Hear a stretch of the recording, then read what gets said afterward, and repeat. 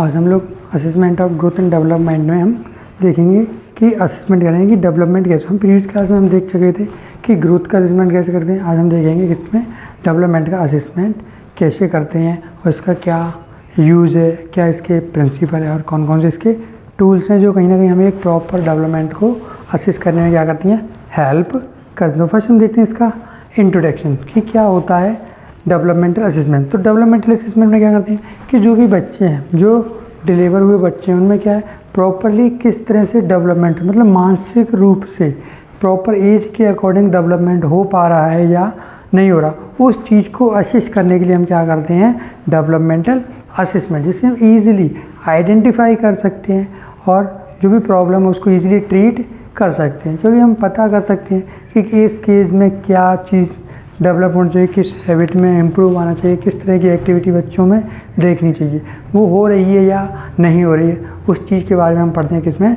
Developmental assessment. तो ये था इसका इंट्रोडक्शन। नेक्स्ट हम देखते हैं गोल, कि इसका क्या गोल है। इसका गोल ये है फर्स्ट कि हम अगर प्रॉपरली डेवलपमेंटल हो रहा है तो हम इसकी हेल्प से हम ईजिली क्या कर सकते हैं, मेंटली इल पेशेंट या मेंटली रिटार्डेड बच्चों के बारे में ईजिली आइडेंटिफाई कर सकते हैं या हम उनका प्रॉपरली ट्रीटमेंट प्रोवाइड कर सकते हैं और ऐसे बच्चों को अच्छे से केयर प्रोवाइड कर सकते हैं। तो ये इसका क्या था, गोल था कि मतलब कहीं ना कहीं जो ऐसे बच्चे हैं जिनमें प्रॉपरली डेवलपमेंट नहीं हो रहा है उनको अच्छे से ट्रीटमेंट देना और उनको अच्छे से केयर प्रोवाइड करना, और कम से कम बच्चे ऐसे हों जिनमें कोई भी डेवलपमेंटल प्रॉब्लम हो। इस तरह का ये क्या इसका गोल था। नेक्स्ट है इसके प्रिंसिपल्स। नेक्स्ट हम देखते हैं क्या प्रिंसिपल थे किसके, असेसमेंट ऑफ डेवलपमेंट के।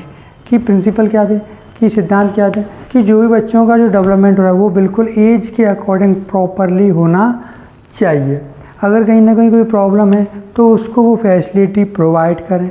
ड्यूरिंग प्रेगनेंट मदर है, जो प्रेग्नेंट मदर है उसको क्या करना, प्रॉपरली असेसमेंट करना है।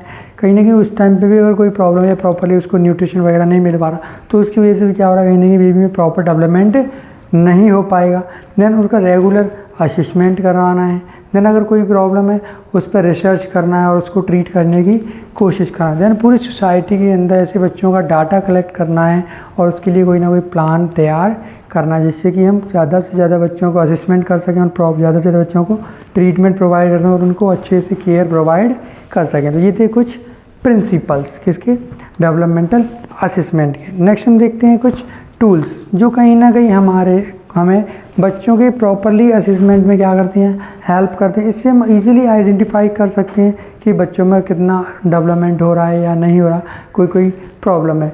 देन इनका हम लिए डिस्क्रिप्शन या डीपली हम पढ़ेंगे एज के अकॉर्डिंग कि इन्फेंसी में क्या डेवलपमेंट हुआ, क्या ग्रोथ हुआ, वो हम नेक्स्ट क्लास में। तो अभी हम ओनली इसके जनरली देखते हैं कि कौन कौन से टूल्स होते हैं जिसकी हेल्प से हम ईजिली डेवलपमेंटल प्रोसेस के बारे में आइडेंटिफाई कर सकते हैं हो रहा है या नहीं। तो फर्स्ट है basic bed side tool for assessment. तो जो बेसिकली बेड के साइड में जो भी टूल्स रहते हैं उनकी हेल्प से हम अच्छे से असेस कर सकते हैं। जैसे कि जो भी उसके आसपास रखे हैं उनके आइटम के कलर पूछकर, उनके ऑब्जेक्टिव के नाम पूछकर, उनको नाम बताकर, तो कहीं ना कहीं अगर उन चीज़ों को अच्छे से ऑब्जर्व कर पा रहा है या उनको समझ पा रहा है तो उसमें किसमें हेल्प करते हैं, वो कहीं ना कहीं हमें प्रॉपर डेवलपमेंट में हेल्प करते हैं। तो हम देखते हैं क्या, basic bed side tools for assessment, मतलब बेसिकली जो बेड साइड के पास के जो टूल्स हैं उनकी हेल्प से हम क्या कर सकते हैं, प्रॉपर डेवलपमेंट के बारे में असेसमेंट कर सकते हैं। नेक्स्ट वन है आपका वेंट्रल सस्पेंशन। तो हम क्या करेंगे इसमें, वेंट्रल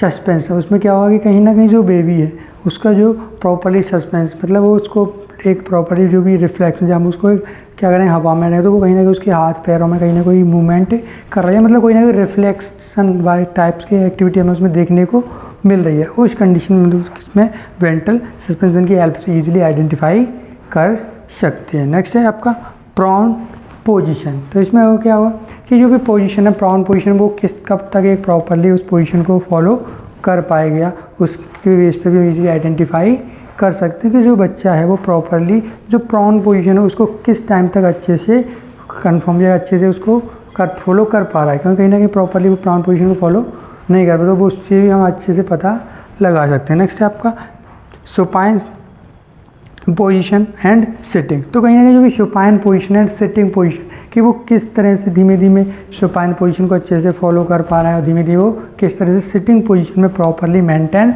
कर पा रहा है। उस चीज़ की हेल्प से ईजिली हम पता कर सकते हैं कि एज के अकॉर्डिंग वो सारी चीज़ों को अच्छे से एक्टिवली कर पाता है या नहीं। नेक्स्ट हम देखते हैं बेंटल सस्पेंशन स्टैंडिंग एंड वॉकिंग।